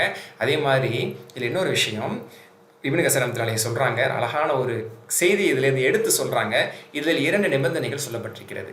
அல்லாஹ்விடத்தில் நாளை சொர்க்கம் அடைய வேண்டும், அல்லாஹ் இடத்தில் நரகத்திற்கு செல்லாமல் சொர்க்கம் அடைய வேண்டும் என்றால் 2 நிபந்தனை இருக்குது. என்ன? வஹு முஃமின், அவர் ஈமான்தாரியாக இருந்து செய்யணும். அவர் சாலிஹான அமல் செய்கிறாரே, அவர் ஈமான்தாரியாக இருந்து செய்யணும் அப்படிங்கிறதுல 2 நிபந்தனை இருக்குது. ஒன்று என்ன அப்படின்னு சொன்னால் ஐயக்கூன் ஹாலிசன், அதாவது இஹ்லாஸாக இருக்க வேண்டும். இஹ்லாஸான அல்லாஹ்க்காக வேண்டி இருக்க வேண்டும். ஏன்னா ஈமான் கொண்டுன்னு சொல்கிறான்ல அல்லாஹ், அப்போ அல்லாஹ்வின் மீது நம்பிக்கை வச்சு அல்லாஹ்வுக்காக, அப்போ ஈமான் கொண்டு செய்ய வேண்டும். இது முதல் நிபந்தனை. முஹ்லிஸாக இஹ்லாஸாக அல்லாஹ்க்காக வேண்டி ஹாலிசன் இல்லா, exclusively for Allah, for the sake of Allah, only for Allah. அப்போ அல்லாவுக்காக வேண்டி இருந்தால் மட்டும்தான் எந்த ஒரு அமலும் ஏற்றுக்கப்படும். அது ஈமானுடைய முக்கியமானது. ரெண்டாவது ஐயக்கூன சவாபன் ஐயக்கூன முத்தபின் இல்லை ஷரியா, ஷரியத் முறைப்படி இருக்க வேண்டும். அது சாலிஹானதாக இருக்கணும். எது ஷரியத் நம்மளுக்கு சாலிஹானது என்று சொல்லியிருக்கிறதோ, ரசூல்லா எதெல்லாம் செஞ்சாங்களோ அதுதான் சாலிஹானது. அப்போ சுன்னா முறைப்படி இருக்க வேண்டும். அல்லாவுக்காக வேண்டி இருக்கணும் இஹ்லாஸ். அல்லாஹ்காக செய்கிறீங்க, ஆனால் உங்கள் இஷ்டத்துக்கு செய்கிறீங்க, ஏற்றுக்கப்படாது. ரசூல்லா செஞ்ச மாதிரி செய்யணும், ரசூல்லா காட்டி தந்தது செய்யணும். அதனால ரசூல்லா காட்டி தராதது ஒன்று நீங்களாக செஞ்சுக்கிட்டீங்க, அதை நன்மன் சொல்லிட்டீங்கன்னா அதுக்கு பேர் பிதா. அது நூதனமானது, அது புதுதாக உருவாக்கப்பட்டது. ஓகேங்களா? அப்போ பிதா எது பிதா இல்லைங்கிறது மார்க்கறிஞர்கள் நம்மளுக்கு தலைவரிசை செஞ்சு அதை பட்டியலிட்டு சொல்லியிருக்கிறாங்க. எனிவே இங்கே இப்னு கஸீர் சொல்கிறாங்க, அல்லாட்ட சொர்க்கம் அடையணும், அல்லாட்ட அமல்கள் ஏற்றுக்கொள்ளப்படணும், 2 நிபந்தனை இருக்குது. ஒன்று அல்லாவுக்காக வேண்டி இஹ்லாஸா செய்யப்படணும், அது உள்ளம் சம்மந்தப்பட்டது. ரெண்டாவது வெளிப்படையானது, அது ரசூல்லா செய்து தந்தது கற்றுத்தந்தது முறைப்படி இருக்கணும், நம்ம விருப்பப்படி இருக்கக்கூடாது. அல்ஹம்துலில்லாஹ், அது இந்த வசனத்தின் மூலமாக புரிஞ்சுக்கலாம். ஓகே, அடுத்தது யாருடைய மதம் சிறந்தது என்ற இந்த வசனம் 97 சி பாயிண்டர். இந்த வசனம் 125வது வசனம். وَمَنْ أَحْسَنُ دِينًا مِّمَّنْ أَسْلَمَ وَجْهَهُ لِلَّهِ وَهُوَ مُحْسِنٌ وَاتَّبَعَ مِلَّةَ إِبْرَاهِيمَ حَنِيفًا وَاتَّخَذَ اللَّهُ إِبْرَاهِيمَ خَلِيلًا. 124. وَمَنْ أَحْسَنُ دِينًا, மார்க்கத்தால் மிக அழகானவர் யார்? அதாவது ஒரு மார்க்கத்தை பின்பற்றுவதால் மார்க்கத்தால் அழகானவர் யார்? மிம்மன், இவரை காட்டிலும் அஸ்லம வஜஹு லில்லாஹ், தனது முகத்தை அல்லாஹ்வுக்காக பணிய வைத்தார், தன்னை அல்லாஹ்வுக்காக பணிய வைத்தாரே. வஹு முஹ்சினுன், நற்குணமுடையவராக. வத்தபஅ மில்லத இப்ராஹீம ஹனீஃபா, உறுதியுடையவராக இப்ராஹிமுடைய மார்க்கத்தை இன்னும் அவர் பின்பற்றினார். இப்ராஹிம் அலைஹிஸ்ஸலாம் அவருடைய மார்க்கத்தை பின்பற்றி தன்னை தானே அல்லாஹ்வுக்காக ஒப்படைத்தாரே. அவரை விட சரியான மார்க்கத்தால் அழகானவர் யார் இருக்க முடியும்? வத்தஹதல்லாஹ் இப்ராஹிம ஹலீலா, அல்லாஹ் இப்ராஹிம் அலைஹிஸ்ஸலாம் அவர்களை தனது நண்பனாக ஆக்கி கொண்டானே. அப்படி நண்பனாக ஆக்கி கொண்ட அந்த இப்ராஹிம் அலைஹிஸ்ஸலாம் அவர்களுடைய மார்க்கத்தை பின்பற்றி நற்குணமுடையவராக தனது முகத்தை யார் அல்லாஹ்வுக்காக வேண்டி பணிய வைத்தார், அவர் தான் மார்க்கத்தால் சிறந்தவர் என்று அல்லாஹ் தஆலா சொல்லி காட்டுறான். இந்த தர்ஜுமா படிச்சுக்கிட்டீங்கல்ல, இதையும் பார்த்துக்கிறேங்க இன்ஷா அல்லாஹ். ஓகே, இப்போ இதனுடைய தர்ஜுமா பாருங்கள். எவர் அல்லாஹ்வுக்கு முற்றிலும் தன் முகத்தை பணிய வைத்து, யார் அல்லாஹ்வுக்கு முற்றிலும் தனது முகத்தை பணிய வைத்து, தன் முகத்தை தன்னையே அர்ப்பணிச்சுன்னு அர்த்தம், தன்னையே பணிய வைத்து இஸ்லாமில் உறுதியானவராக இருந்து நன்மையும் செய்து முஹ்சின், நன்மையும் செய்து இப்ராஹிமுடைய நேரான மார்க்கத்தையும் பின்பற்றுகிறாரோ அவரை விட அழகான மார்க்கத்தை உடையவர் யார்? அல்லாஹ் இப்ராஹிமை தன் உண்மை நண்பராக எடுத்துக்கொண்டிருக்கிறான் என்று அல்லாஹ் சுப்ஹானஹு வ தஆலா இங்கே சொல்லி காட்டுறான். மாஷா அல்லாஹ். சரி, இங்கே விளக்கம் பாருங்கள். வமன் அஹ்சன் தீனன், மார்க்கத்தால் இவரை விட அழகானவர் யார்? எவரை விடவும்? அஸ்லம் வஜஹு லில்லாஹ், அவர் தனது முகத்தை அல்லாஹ்வுக்காக சரணடை செய்தார், நன்மை செய்தவராக இப்ராஹிம் அலைஹிஸ்ஸலாம் மார்க்கத்தையும் பின்பற்றினார். ஹனீஃபன உறுதியாக அவர் பின்பற்றினார் என்று அல்லாஹ் தஆலா சொல்லி காட்டுறான். அப்போ அதே மாதிரி இப்ராஹிம் அலைஹிஸ்ஸலாமுடைய சிறப்பாக சொல்கிறான். இப்ராஹிம் அலைஹிஸ்ஸலாம் அவர்கள் அல்லாஹ் தஆலா தனது நண்பனாக எடுத்துக்கொண்டான், தேர்வு செய்து கொண்டான் என்று சொல்லி காட்டுறான். மாஷா அல்லாஹ். இப்னு கஸீர் ரஹ்மத்துல்லாஹி சொல்கிறாங்க, இப்ராஹிம் அலைஹிஸ்ஸலாம் அவங்களுடைய உயர்ந்த அந்த அந்தஸ்து இங்கு சொல்லப்படுது. இப்ராஹிம் அலைஹிஸ்ஸலாம் அவர்களை அல்லாஹ் தனது நண்பனாக எடுத்துக்கொண்டான். இது எதனால் கிடைத்தது? இல்லை பிகஸ்ரத்தி தாஅத்திஹி லிரப்பி, அல்லாஹ்வுக்கு அதிகமாக அவர்கள் கட்டுப்பட்டு, அல்லாஹ்வுக்கு அதிகமாக அவர்கள் தன்னை சரணடை செய்து இபாதத்தில் ஈடுபட்டதால் தான் அவனுக்கு கிடைச்சது. அல்லாஹ் அவங்களை பற்றி ஒரு சான்றிதழ் வழங்குவான். இப்ராஹீம் அல்லதி வஃப, அதாவது பூர்த்தி செய்த இப்ராஹிம் அலைஹிஸ்ஸலாம் அப்படின்னு அல்லாஹ் சொல்லி காட்டுவான். அதாவது பூர்த்தி செய்த வாக்குறுதிகளை பரிபூர்ணப்படுத்தி இப்ராஹிம் அலைஹிஸ்ஸலாம் அப்படின்னு அல்லாஹ் சொல்லி காட்டுவான். அதாவது இப்ராஹிம் அலைஹிஸ்ஸலாம் என்னென்ன சோதனைகளை அல்லாஹ் தஆலா கொடுத்தனா எல்லாத்துலேயுமே வெற்றி பெற்றாங்க. அதே மாதிரி அல்லாஹ்வுக்கு என்னென்னலாம் நம்ம உடன்படிக்கை செஞ்சுருக்கிறோமோ அது எல்லாத்தையுமே பூர்த்தி செஞ்சவங்க. நம்ம என்னென்னலாம் உடன்படிக்கை செஞ்சுருக்கோம் எல்லாத்தையுமே பூர்த்தி செய்கிறோமா? இல்லை, ஆனால் அதை பூர்த்தி செஞ்சாங்க. அப்போ 100% அவங்க முழுக்க அல்லாஹ்வுக்கு கட்டுப்பட்டவங்கிறது அல்லாஹ் தஆலா சொல்லி காட்டுறான். அதனால தான் அவங்க ஹலீல் ஆனாங்க, அல்லாஹ்விடத்தில் நண்பனாக தேர்வு செய்யப்பட்டாங்க. இன்னொரு விஷயத்தையும் இப்ராஹிம் அலைஹிஸ்ஸலாம் விஷயத்தில் இப்னு கஸீர் சொல்கிறாங்க, எந்த ஒரு சிறிய ஒரு விஷயத்தை கூட இப்ராஹிம் அலைஹிஸ்ஸலாம் அவர்கள் விட்டதே கிடையாது. அல்லாஹ்வுடைய கட்டளைகளில் பெரும் சிரமங்களின் போதும் கூட சிறிய விஷயத்தை கூட விட்டதில்லை. ஆனால் நம்ம சின்ன சிரமத்தில் கூட பெரிய விஷயத்தை விட்டுருவோம், அப்படி ஆப்போசிட். ஆனால் இப்ராஹிம் அலைஹிஸ்ஸலாம் அவர்கள் பெரும் இன்னல்களில் கூட பெரும் சோதனைகளில் கூட அல்லாஹ்வுக்கான சின்ன கடமையை சிறிய விஷயத்தை அவங்க விட்டதில்லை. வல கபீருன் அன் சகீரின், அதே மாதிரி எந்த ஒரு பெரிய ஒரு விஷயத்தையும் அவங்க மறந்தும் இருந்ததில்லை, சின்ன ஒரு விஷயத்தையும் அவங்க மறந்து விட்டதில்லை. எல்லாத்துலேயுமே ரொம்ப கவனமாக அல்லாஹ்வுக்கான கடமைகள் கட்டளைகளை நிறைவேற்றுவதில் அவங்க இருந்தாங்க என்றதெல்லாம் சொல்லி காட்டுறான். அவங்க இருந்தாங்க என்பதனால் அவங்க அல்லாஹ்வுடைய நண்பராக அவர்கள் அல்லாஹ்வால் தேர்வு செய்யப்பட்டார் என்பதை இப்னு கஸீர் ரஹ்மத்துல்லாஹி சொல்லி காட்டுறாங்க. மாஷா அல்லாஹ். அப்போ இப்ராஹிம் அலைஹிஸ்ஸலாம் இவ்வளோ பெரிய ஒரு சிறப்பு இருக்குது. அல்ஹம்துலில்லாஹ். இன்னொரு செய்தி, இப்போ இப்ராஹிம் அலைஹிஸ்ஸலாமுக்கு இந்த சிறப்பு இருக்குது அப்படிங்கும்போது ரசூல் ஸல்லல்லாஹு அலைஹி வஸல்லம் அவர்கள் இந்த இடத்தில் இந்த சிறப்புக்கு அவர்கள் இந்த சிறப்பளவுக்கு அவங்களுக்கு நிகரான ஒரு சிறப்பு இருக்கா இல்லையா, அல்லது அதை விட குறைவானவர்கள் தானா அப்படிங்கிற ஒரு கேள்வி நம்மளுக்கு வரலாம். அதுக்கு ரசூலுல்லாஹே பதில் சொல்கிறாங்க. எவர் அல்லாஹ்வுக்கு, இது மூலம் படிச்சிடும், எவர் அல்லாஹ்வுக்கு முற்றிலும் தன் முகத்தை பணிய வைத்து இஸ்லாமில் உறுதியானவராக இருந்து நன்மையும் செய்து இப்ராஹிமுடைய நேரான மார்க்கத்தையும் பின்பற்றுகிறாரோ அவரை விட அழகான மார்க்கத்தை உடையவர் யார்?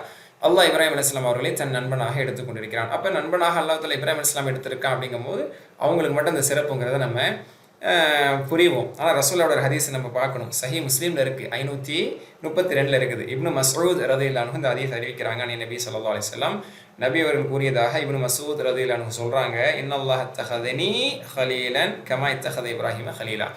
இப்ராஹிம் அலைஹிஸ்ஸலாம் அவர்களை தனது நண்பனாக இறைவன் எடுத்துக்கொண்டதை போன்று என்னையும் தான் எடுத்துக்கொண்டான்.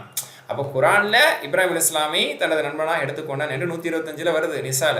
ஆனால் ஹதீஸில் இருக்குது, தெளிவான ஆதரவுபூர்வமான ஹதீஸில் இருக்குது, அல்லாஹ்வுடைய தூதர் ரசூல் ஸல்லல்லாஹு அலைஹி வஸல்லம் அவர்களையும் அல்லாஹ் தனது நண்பனாகத்தான் எடுத்துக்கொண்டான். அதனால் இந்த இடத்துல இப்ராஹிம் அலைஹிஸ்ஸலாமோட ரசூல் ஸல்லல்லாஹு அலைஹி வஸல்லம் இணைகிறார்கள், அந்த சிறப்பில் அவர்களும் இணையாகிறார்கள் அப்படிங்கிறத பார்க்க முடியுது. இதையும் தாண்டி இப்னு அப்பாஸ் அவர்களுடைய ஒரு நீண்ட செய்தி திரும்பிதில் 3616 3616 இதில் பார்க்கலாம். அதில் ஒரு பெரிய செய்தி வருது. என்ன அப்படின்னு சொன்னால், நபி ஸல்லல்லாஹு அலைஹி வஸல்லம் அவர்கள் வரும்பொழுது சில மக்கள் பேசிகிட்டு இருந்தாங்க. என்ன மாதிரி பேசிகிட்டு இருந்தாங்க அப்படின்னு சொன்னால், சிலர் சொல்லிட்டு இருந்தாங்களா இப்ராஹிம் அலைஹிஸ்ஸலாம் அவர்கள் மிக உயர்ந்தவர்கள், அல்லாஹ் அவங்களை நண்பனாக எடுத்துக்கொண்டான் அப்படின்னு சொன்னாங்களாம். சிலர் சொன்னாங்கன்னா மூசா அலைஹிஸ்ஸலாம் மட்டும் என்ன சாமானியரா, அல்லாஹ் அவங்களோட பேசியிருக்கிறான், அவங்க கலீமுல்லா அப்படின்னு சொன்னாங்க.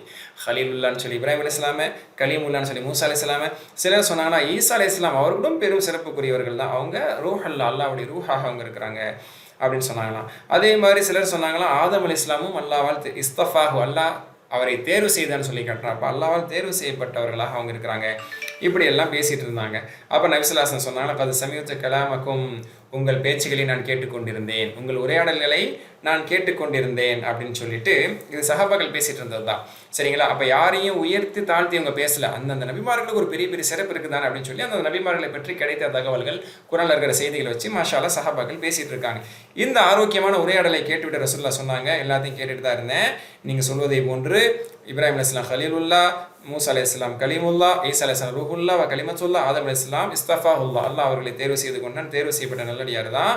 ஆனால் அதை தாண்டி வஹுவ கதாலிக், அல அறிந்து கொள்ளுங்கள், இன்னி நிச்சயமாக நான் இருக்கிறேன் ஹபீபுல்லா, சுப்ஹானல்லாஹ், நான் ஹபீபுல்லா, அல்லாஹ்வுடைய நேசன், அல்லாஹ்வுடைய பிரியத்திற்குரியவன், வலா ஃபஹ்ர், ஆனால் எனக்கு பெருமை இல்லை, நான் பெருமைக்காக சொல்லலை, இதனால் நான் பெருமைப்பட மாட்டேன், அல்லாஹ் அந்த தகுதி எனக்கு தந்திருக்கிறான், நான் அடக்கத்தோடு சொல்லிக்கிறேன், நான் அல்லாஹ்வுடைய ஹபீபாக இருக்கேன், தெரிஞ்சு ஆனால் ஹபீபுல்லா வன ஹாமிலி லிவாயில் ஹம்து யௌமல் கியாமா, மறுமை நாளிலே புகழெனும் கொடி என்னிடத்தில் கொடுக்கப்படும், முஹம்மது ஆகிய புகழப்படுபவருக்கு புகழெனும் கொடி எனக்கு கொடுக்கப்படும், வலா ஃபஹ்ர, ஒன்னே சொல்லி ரசூலுல்லாஹ் சொன்னாங்க, வலா ஃபஹ்ர, இதனால் எனக்கு பெருமை இல்லை, பெருமையோடு நான் சொல்லலை, ஆனால் அவ்வளோ ஷாஃபைன், முதலில் பரிந்துரை செய்பவன் நான் தான் சொன்னாங்க. பரிந்துரை செய்யக்கூடியவன் நான் மட்டுமேன்னு சொல்லலை, ஏன்னா மற்ற நபிமார்கள் இன்ஷா அல்லாஹ் பரிந்துரை செய்வாங்க. முதல்ல பரிந்துரை செய்யக்கூடியவன் நான் தான், முதல்ல என்னுடைய பரிந்துரை தான் ஏற்றுக்கொள்ளப்படும், முதல்ல சொர்க்கத்தினுடைய வளையத்தை அசைப்பவன் நான் தான். அதாவது இந்த கதவுகள், அந்த வளையங்கள் இருக்கும்ல, அது சொர்க்கத்துக்கான வளையம் எப்படி இருக்குமோ அல்லாஹு ஆலம், அந்த சொர்க்கத்தின் வளையத்தை பிடித்து ஆட்டுபவன், பிடித்து அசைக்கக்கூடியவன் முதலானவனாக நான் தான் இருக்கும்.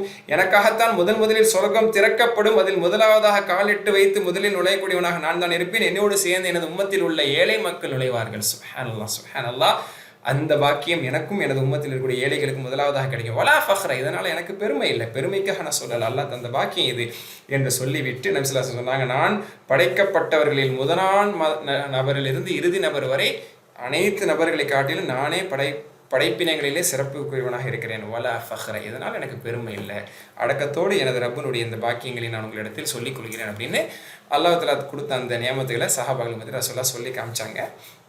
இது திரும்பிதில் இந்த ஹதீஸ் இடம்பெற்றிருக்குது. இந்த ஹதீஸினுடைய அறிவிப்பில் சில பலகீனங்கள் இருப்பதாகவும் சில விமர்சனங்கள் இருக்குது. ஆனால் இப்னு கஸீர் என்ன சொல்கிறாங்கன்னா, ஆனாலும் இந்த கருத்து வேறு தொடர்களில் வேறு செய்திகளில் கொஞ்சம் முன்ன பின்ன கூடுதல் குறைவாக அப்படி வந்திருக்குது. ஆக மொத்தம் இது ஒரு ஏற்புடைய செய்தி தான், அதாவது ஏற்றுக்கொள்ள தகுதியான ஒரு செய்தி தாங்கிறதை சொல்லி முடிக்கிறாங்க. மாஷால்லா, என்ன ஒரு சிறப்பு ரசூலுல்லாஹி அல்லாஹ் கொடுத்துருக்காங்க. அதை நம்ம என்றைக்குமே மறந்துக்கூடாது. அந்த ரசூலோட உம்மத்தில் அல்லாஹ் தஆலா நம்ம பிறக்க செஞ்சிருக்காங்க. என்றென்றும் நாம் அல்லாஹ்வுக்கு நன்றி கடன் பட்டிருக்கோம். அந்த ரசூலோட வாழ்க்கையை நாம் முற்றிலுமாக நம்ம பின்பற்றி அதுக்கு நன்றியை நம்ம அதுக்கான நன்றி அதன் மூலமாக நாம் வெளிப்படுத்தி அல்லாஹ்வுடைய தூதருடைய அந்த நற்பாக்கியத்தை, அதாவது சொர்க்கத்திற்கு அவர்களோடு செல்லக்கூடிய அந்த நற்பாக்கியசாலையில் அல்லாஹ் நம்மளையும் ஆக்க வேண்டும் என்பதை துவாவோடு மட்டும் இல்லாமல் முழு முயற்சியாக நம்ம இபாதத்திலும் அதை காட்ட வேண்டும். துவாவோடும் நாம் செய்து கொண்டிருக்கோம். இன்ஷா அல்லாஹ் வஃபக்னா அல்லாஹ். அல்லாஹ் அந்த நல்ல நசீபை நம்ம அனைவருக்கும் தொந்தரவு புரிவானாக. இந்த இடத்துல இன்னொரு செய்தி, இஸ்ஹாக் பின் யசார் ரஹ்மத்துல்லாஹி அலைஹி சொன்னாங்க, இப்ராஹிம் அலைஹிஸ்ஸலாம் அவர்களை அல்லாஹ் தனது நண்பனாக எடுத்துக்கொண்டான்ல, அது அவங்கள்ட்ட அல்லாஹ் தஆலா சொல்லியிருப்பான்ல, உங்களை எனது நண்பனாக நான் எடுத்துக்கொண்டேன்னு சொல்லும்போது அதை கேட்டு சந்தோஷத்தில் தாங்க முடியாமல் அழுன்னு அழுதாங்களாம்.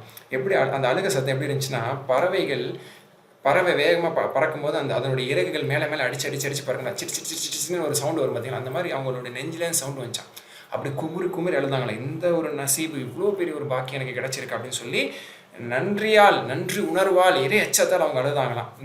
அப்போ அவங்களுக்கு பெருமை இல்லை, இதை வச்சுட்டு அவங்க என்ன செய்யலை, பெருமைப்படலை, அவங்க அல்லாஹ்விடத்தில் தக்குவா வெளிப்படுத்தினாங்க. இதே மாதிரி தான் ரசூலுல்லாஹும் அல்லாஹ்வுடைய அச்சத்தால் அழுவும் போது திருகை சுத்தக்கூடிய சத்தம் மாதிரி ரசூலுல்லாஹ்வுடைய நெஞ்சிலேருந்து எங்களுக்கு கேட்கும் இப்படிங்க சஹாபாக்கள் சொல்றாங்க. இது ரெண்டையும் ஒப்பீடு செஞ்சு சொல்றாங்க. அல்லாஹ்வுடைய நண்பர்கள் என்று தேர்வு செய்யப்பட்ட ரசூலுல்லாஹும் அல்லாஹ்வுடைய நண்பராக தேர்வு செய்யப்பட்ட இப்ராஹிம் அலைஹிஸ்ஸலாம் அவர்களும் அவர்கள் கர்வம் உள்ளவர்களாக, நான் அல்லாவுக்கே நண்பன், சொர்க்கம் எனக்கு தான் அப்படின்னு அவங்க நெஞ்சு தட்டிட்டு இருமாப்போட இருக்கலை. அவங்க நெஞ்சிலேருந்து அல்லாவோட அச்சத்தால் பெரிய பெரிய சத்தங்கள் தான் கேட்டிருக்குது. அந்த அளவுக்கு அவங்க அழுதுருக்காங்க. இதுதான் பக்குவம் அடைந்த ஒரு இறைவனிடத்தில் தன்னை அர்ப்பணித்த நல்லடியார்களுக்கான அடையாளம். இது நம்ம இடத்துல வரணுங்கிறத இந்த இடத்துல நம்ம புரிஞ்சுக்கணும். மாஷா அல்லாஹ்.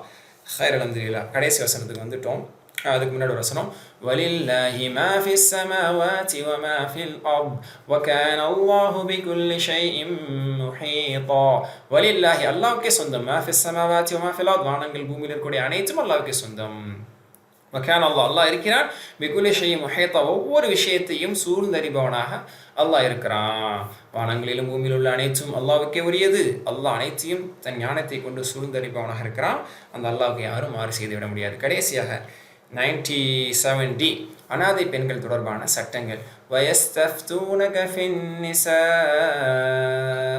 குலில்லாஹு யுஃப்தீகும் ஃபீஹின்ன வமா யுத்லா அலைக்கும் ஃபில் கிதாபி ஃபீ யதாமன் நிஸா இல்லாத்தி லா து'தூனஹுன்ன மா குதிப லஹுன் وترغبون أن تنكحوهن والمستضعفين من الولدان وأن تقوموا لليتامى بالقسط وما تفعلوا من خير فإن الله كان به عليما. 128 வயஸ்தஃப்தூனக ஃபின்னிஸா, நபி உம்மிடத்தில் பெண்களை பற்றி தீர்ப்பு கோருகிறார்கள், தீர்ப்பு கேட்கிறார்கள். அப்படின்னா ஃபத்வா கேட்குறாங்க. இஸ்தஃப்தினா ஃபத்வா கேட்குறது, சட்டம் கேட்குறாங்க பெண்கள் விஷயத்தில். என்ன சில சட்டங்கள் கேட்குறாங்க, பார்ப்போம். குலில்லாஹு, அல்லாஹ் சொல்கிறான் அவங்க விஷயத்தில் ஃபத்வா. அல்லாஹ் சொல்கிறான், யுஃப்தீக்கும், அல்லாஹ் ஃபத்வா அளிக்கிறான். முதல் முஃப்தி யாரு? அல்லாஹ். அடுத்த முஃப்தி யாரு? ரசூலுல்லாஹ். அதுக்கப்புறம் அந்த அல்லாஹ் ரசூலுடைய சட்டங்களை படித்த மார்க்க அறிஞர்கள் அடுத்தடுத்த முஃப்திகளாக இருக்கிறாங்க.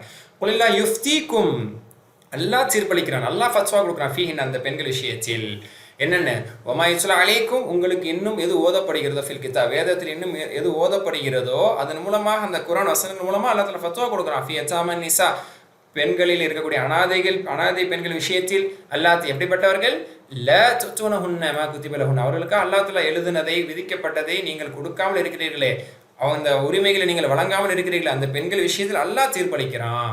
தர்கபூன, நீங்கள் ஆசையும் படுறீங்க, அந்த தன்கே அவங்களை திருமணம் முடிக்க ஆசைப்படுறீங்க, ஆனால் அவங்களுக்கு அல்லாஹ் தஆலா விதித்ததை கொடுக்க மறுக்கிறீர்களே, அந்த பெண்கள் விஷயத்தில் அல்லாஹ் நியாயமாக தீர்ப்பளிக்கிறான், கேட்டுக்கங்க அப்படின்னு நல்லா சொல்ல வர்றான். அதான் இங்கே உள்ள பாணி. முஸ்ததஅஃபீன மினல் வில்தான், சிறுவர்களிலிருந்து யார் பலகீனமானவர்களாக இருக்கிறார்களோ அவங்க விஷயத்திலும் அல்லாஹ் தஆலா தீர்ப்பளிக்கிறான். வேற என்னென்ன தீர்ப்பளிக்கிறான், தகூமு லில் யதாமா பில் கிஸ்த், நீங்கள் அனாதைகள் விஷயத்தில் நீதமாக நடக்க வேண்டும் என்று அல்லாஹ் தீர்ப்பளிக்கிறான். வமா தஃஅலு மின் கைரின், நன்மைகளிலிருந்து நீங்கள் எதை செய்கிறீர்களோ ஃபைனல்லாஹ கான பிஹி அலீமா, அதை அல்லாஹ் நன்கறிந்தவனாக இருக்கிறான் என்று அல்லாஹ் தஆலா சொல்றான். இங்கே முழுமையான தீர்ப்பளிக்க முடிக்கல, அல்லாஹ் நீதமாக தீர்ப்பளிக்கிறான், கேட்டுக்கிறங்க என்று மட்டும் சொல்லக்கூடியது அந்த 128.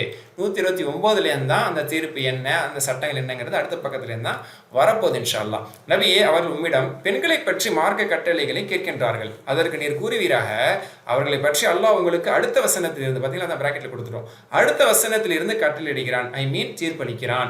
இதற்கு முன்னர் பெண்களை பற்றி வேதத்தில் வேதத்தில் உங்களுக்கு ஓதி காண்பிக்கப்பட்டது அனாதை பெண்களை பற்றியதாகும். அனாதை பெண்களை பற்றி நிறைய உங்களுக்கு சொல்லப்பட்டிருக்கிறது. அவர்களுக்கு குறிப்பிடப்பட்டுள்ள மகரை நீங்கள் கொடுக்காமல் அவர்களை திருமணம் செய்து கொள்ள விரும்புவதை பற்றியும் அவர்களில் உள்ள விவரமறியா குழந்தைகளை பற்றியும் அதில் கூறி அனாதைகள் விஷயத்தை நீங்கள் நீதமாக நடந்து கொள்ளுங்கள் என்று கூறப்பட்டுள்ளது. ஆகவே அவர்களுக்கு நீங்கள் என்ன நன்மை செய்த போது நிச்சயம் அல்லாஹ் அதை அறிந்தவனாக இருக்கிறான். அப்போ சில குறைகளே அல்லாஹ் சுட்டி காட்டுறான். அனாதை பெண்களுக்கு கொடுக்க வேண்டும் என்று சொல்லப்பட்ட மகரை கொடுக்காம நீங்கள் அவங்கள திருமணம் முடிக்கிறீங்க, அதே மாதிரி அந்த அனாதை பிள்ளைகளுடைய சிறுவர்கள் விஷயத்தில் நீங்கள் அநியாயம் செய்கிறீங்க, அதை அல்லாஹ் சுட்டி காட்டி உங்களை தீர்ப்பளிக்கிறான். நீங்கள் நீதமாக நடந்துக்கிறீங்க என்று அல்லாஹ் எச்சரிக்கக்கூடிய ஒரு வசனமாக இது அமைகிறது. இந்த இடத்துல ஆயிஷா ரலியல்லாஹு அன்ஹா ஒரு விஷயத்த சொல்கிறாங்க. என்ன அப்படின்னு சொன்னால், அந்த வசனம் எப்போ இறங்குனுச்சுன்னா, அதாவது சிலர் இருந்தாங்க, அவங்க என்ன அப்படின்னு சொன்னால் அனாதை பெண்களுக்கு பொறுப்பாளராக இருப்பாங்க. சில ஆண்கள் அனாதை பெண்களுக்கு அனாதை பிள்ளைகளாக இருக்கக்கூடியவங்களுக்கு பொறுப்பாளராக இருப்பாங்க. அவங்க வயதுக்கு அவங்க ஒரு திருமண வயது வரும்போது என்ன செய்வாங்க அப்படின்னு சொன்னால், அந்த சொத்தை தான் அடையணுங்கிறதுக்காக என்ன செய்வாங்க, அவங்க அழகானவர்களாக இருந்தாங்கன்னா அவங்க திருமணம் முடிச்சுக்குவாங்க. திருமணம் முடிச்சுக்கிட்டு கணவனாக ஆகிட்டு, ஏன்னா அந்த அனாதை பெண்ணுடைய தந்தை பெரிய சொத்தை விட்டு மொத்தா போயிருப்பார். அந்த அனாதை பெண்ணு இவர் பொறுப்பில் இருக்கும். அந்த பொண்ணு பெரிய பிள்ளையாகி வயதுக்கு பாலிகாகி வயதுக்கு ஒரு திருமண வயது அடைஞ்சதுக்கப்புறம் என்ன செய்வார், அழகான பிள்ளையாக இருந்துச்சுன்னா என்ன செய்வாங்களாம், அந்த பெண் அதை மீது ஆசைப்பட்டு சரி நம்ம கல்யாணம் முடிச்சுக்குவோம் அப்படின்னு சொல்லி நிக்கா செஞ்சுக்கிறது. நிக்கா செஞ்சு மனைவியாக அந்த பெண் அனுபவிச்சுக்கிறது. அனாதை பிள்ளை தானே, தான் கட்டுப்பாட்டில் இருந்த பிள்ளை தானே சொல்லி முறையான மகர் கொடுக்குறதில்ல, ஒரு ஃபார்மாலிட்டிக்கு ஒரு சின்ன மகரை கொடுத்துட்டு அந்த பொண்ணை அடைஞ்சிக்கிறது. அதுக்கப்புறம் மனைவிங்கிற அடிப்படையில் அந்த பெண்ணு கிடைக்கக்கூடிய சொத்தையும் இவங்க ஆதாயம் அடைஞ்சிக்கிறது. ஒருவேளை அந்த பெண்ணு இறந்து போனாலும் அந்த சொத்துக்கு கணவங்கிற ரீதியில் பங்கு இவங்களுக்கு வந்துடும். இப்படி சிலர் செஞ்சுட்டு இருந்தாங்க. இதை தான் அல்லாஹ் தஆலா கண்டிக்கிறான். நீங்கள் அனாதை பிள்ளைகளுக்கு அல்லாஹ் என்ன எழுதுனானோ அவர்களுக்கு என்று அல்லாஹ் என்ன விதிச்சிருக்கானோ அதை கொடுங்க. நீங்கள் திருமணம் முடிக்க ஆசைப்படுறீங்க, ஆனால் நீங்கள் கொடுக்கறது இல்லை. அப்போ மற்ற பெண்களுக்கு கொடுக்குற மாதிரி தான் எங்களுக்கு கொடுக்கணும். அதான் அல்லாஹ்வுடைய சட்டம். அனாதை பெண்களுக்குன்னு என்ன வேறுபாடும் கிடையாது. மாக்குத்தி பலகுன் அல்லாஹ் அவர்களுக்கு என்று எதை விதித்திருக்கிறானோ மற்ற பெண்களுக்கு கொடுக்குற மாதிரி கொடுங்கன்னு விதிச்சிருக்கான். அது மாதிரி கொடுங்க. அப்புறம் நீங்கள் விருப்பப்பட்டு நீங்கள் அவங்களை கல்யாணம் பண்ணிக்கிறீங்க அப்படின்னு அல்லாஹ் தஆலா சொல்கிறான். இன்னொரு மேட்ரு இதில் இருக்குது. என்ன அப்படின்னு சொன்னால், இப்னு கஸீர் அந்த விளக்கத்தில் சொல்கிறாங்க, என்ன செய்வாங்களாம், அந்த பெண்கள் இதை பற்றி நம்ம முன்னாடியும் பார்த்தோம்ல, அனாதை ஒரு பெண்ணு இருக்காங்க அப்படின்னு சொன்னால் அந்த பெண் மீது ஆசைப்பட்டு என்ன செய்வாங்க, திருமணம் முடிச்சிருவாங்க. அதுவே பார்ப்பதற்கு லட்சணமான அழகில் மிகுந்த பெண்களாக இருந்தாங்கன்னா என்ன செய்வாங்களாம், இவங்களே திருமணம் முடிச்சுக்குவாங்களாம். நம்மளே இதை மற்றவங்களுக்காக நம்ம விடணும் அப்படின்னு சொல்லி திருமணம் முடிச்சுக்கிட்டு அந்த சொத்தும் நம்மளுக்கு வந்ததாயிருச்சு, இந்த பெண்ணும் நம்மளுக்கு வந்ததாயிருச்சு அப்படின்னு சொல்லி திருமணம் முடிச்சிருவாங்களாம். ஆனால் அழகில் குறைந்தவர்களாக இருந்தால், இவர்களுக்கு பிடிக்கக்கூடிய அளவுக்கானவன் அழகு இல்லாமல் அழகில் குறைந்தவர்களாக இருந்தால் என்ன செய்வாங்களாம், திருமணம் முடிக்க மாட்டாங்களாம். அதுக்கு பதிலாக வேறு திருமணம் முடிச்சுக்கலாம் அவங்க, அல்லது இருக்கிற பெண்களை அவங்க போதுமானதாக்கிக்கலாம். திருமணம் முடிச்சு இந்த பொண்ணுக்கு நம்ம கடமைப்படணும் அப்படின்னு சொல்லி திருமணம் முடிக்காமல் மற்றவங்களுக்கு திருமணம் முடிச்சு கொடுக்கறது கிடையாது. என்ன செய்யறது, அப்படியே வைக்கிறது. ஹோலில் திருமணம் முடிச்சும் கொடுக்கறது இல்லை. ஏன்னா அந்த பொண்ணுக்கு பெரிய சொத்து இருக்குது அப்படிங்கிறதுக்காக அழகுல குறைவுங்கிறனால திருமணம் முடிச்சுக்கும் விருப்பம் கிடையாது. பிறர் பொண்ணு கேட்டாலும் கொடுக்கறது கிடையாது. ஏன், பிறருக்கு திருமணம் முடிச்சு கொடுத்தா அந்த பொண்ணு பிறருக்கு சொந்தமாயிடுறாங்க, அந்த சொத்தும் அப்படியே போயிடுது. அப்போ அந்த ஆம்பளைக்கு, அந்த திருமணம் முடிக்கிற அந்த ஆணுக்கு இந்த சொத்துலாம் போயிடுது. இறந்துட்டாலும் அந்த ஆணுக்கு தான் போய் சேரும் அப்படிங்கிறதுக்காக சொத்துக்கு ஆசைப்பட்டு என்ன செஞ்சிடுறது, திருமணம் முடிக்காமல அப்படியே விட்டுறது. சரிங்களா? அப்போ கடைசி வரைக்கும் அந்த பெண்ணுக்கு திருமணம் முடிச்சே கொடுக்குறது கிடையாது. தானும் திருமணம் முடிச்சு அந்த பெண்ணுக்கு வாழ்க்கை கொடுக்குறது இல்லை. ஏன்னா பார்க்குறதுக்கு இவருக்கு அழகா இல்லையா, அதனால சரி மற்றவங்களுக்கும் கொடுக்காம அப்படியே காலத்துக்கு அந்த பெண்ணை அப்படியே விட்டுறது. அந்த பெண் இறந்ததுக்கப்புறம் அந்த சொத்தை தான் அடைஞ்சு கொள்வதற்காக இப்படி இருந்தாங்க. இது அல்லாஹ் தஆலா கண்டிக்கிறான். இப்படி இருக்காதீங்க, நீதமாக அனாதை விஷயத்தில் நீங்கள் நீதமாக இருக்க வேண்டும் என்று அல்லாஹ் உங்களை எச்சரிக்கிறான், என்று அல்லாஹ் உங்களுக்கு கட்டளையிடுகிறான் என்று அல்லாஹ் தஆலா இங்கே சொல்லி காட்டுறான். அப்போ இதுக்கு இன்னொரு இதுலேயும் எப்படி விளக்கம் சொல்கிறாங்கன்னா, அவங்க இப்போ நீங்கள் திருமணம் முடிக்கிறீங்கல்ல, தரகபூன் தன்கிஹூன், அவங்களை திருமணம் முடிக்கணும்னு நீங்கள் ஆசைப்படுறீங்க தானே, அனாதை பிள்ளைகளை திருமணம் முடிக்கணும்னு ரொம்ப ஆசைப்படுறாங்க, மற்றவங்களுக்கு கொடுக்க வேணா. ஒன்றுக்கு மேற்பட்ட திருமணம் முடிக்கக்கூடிய பழக்கம் இருந்தனால அனாதை பிள்ளைகளை போட்டுட்டு என்ன செஞ்சிடறாங்க, அந்த பிள்ளைங்க பெரிய ஆளாக வந்ததுக்கப்புறம் திருமணம் முடிச்சிடறாங்க. அந்த பழக்கம் அதிகமாக இருக்குது. ஆனால் ஒழுங்காக மகர் கொடுக்குறது இல்லை. அதான் அல்லாஹ் தஆலா சொல்கிறான், ஒழுங்காக மகர் கொடுத்து திருமணம் முடிங்க. அதே மாதிரி அழகாக இருந்தால் திருமணம் முடிக்கணும், அழகாக இல்லாதவங்களை திருமணம் முடிக்கக்கூடாதுன்னு ஒரு கேவலமான ஒரு செயல்பாடுகள் உங்கள்கிட்ட இருக்குது. அப்படி கிடையாது. நீங்கள் நீதமானவர்கள் என்று சொன்னால் அழகாக இருந்தாலும் திருமணம் முடிச்சு அவங்களை நீங்கள் உங்கள் கட்டுப்பாட்டில் வச்சுக்கிறீங்க. அழகில் குறைந்தவர்களாக இருந்தாலும் அவர்கள் நீங்கள் திருமணம் முடிச்சுக்கிறீங்க. அந்த சொத்து உங்களுக்கு தான் வரப்போகுது. அது உங்களுக்குன்னு இருக்கக்கூடிய பங்கு உங்களுக்கு தான் வரப்போகுது. அதனால் அப்படி வேறுபாடு காட்டாதீங்க. அனாதை பிள்ளைங்கிறனால அப்படி நீங்கள் பாரபட்சம் காட்டாதீங்க. அவங்களுக்காக நீங்கள் நில்லுங்க. அதான் அனாதைகள் பெண்கள் தொடர்பான சட்டங்கள், அவர்கள் மீது அல்லாஹ் தஆலா காட்டக்கூடிய ஒரு பரிவு. அல்ஹம்துலில்லாஹ்.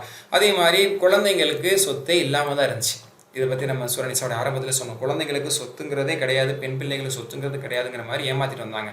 அதனால் சிறுவர்களிலே இருக்கக்கூடிய பலவீனமானவர்கள், பின்தங்கியவர்கள், அவர்கள் விஷயத்திலும் நீங்கள் நீதமாக நடந்து கொள்ளுங்கள். அல்லா சொல்கிறான், அவர்கள் ஆண்களுக்கு என்ன பங்கு, பெண்களுக்கு என்ன பங்குன்னு பெரியவங்களுக்கு மாதிரி தான் சின்னவங்களுக்கு. பெரியவங்க சின்னவங்கிறதுல பங்குல வேறுபாடே கிடையாது. அதனால் நீதமாக கொடுங்க அல்லா சொல்கிறான். இதுதான் இந்த வசனத்தினுடைய விளக்கம். இன்னும் இதனுடைய தொடர்ச்சி அடுத்த பக்கத்தில் இன்ஷால்லா வரப்போகுது. 97A நம்பிக்கையாளர்களுக்கு அல்லா சொர்க்கத்தை வாக்களிக்கிறான். 97B ஆசைகள் மீது அல்ல சொர்க்கம், செயல்கள் மீது. மாஷா அல்லா. 97C யாருடைய மதம் சிறந்தது என்று அல்லா சொல்லிக்கிறான். ஃபைனலி 97D அனாதைகள் பெண்கள் தொடர்பான சட்டங்கள். அல்ஹம்துலில்லாஹ் சுப்ஹானல்லாஹி வபிஹம்திஹி அஷ்ஹது அல்லா இலாஹா இல்லா அன்த அஸ்தக்ஃபிருக வ அத்தூபு இலைக். அஸ்ஸலாமு அலைக்கும் வரஹ்மத்துல்லாஹி வபரகாத்துஹு.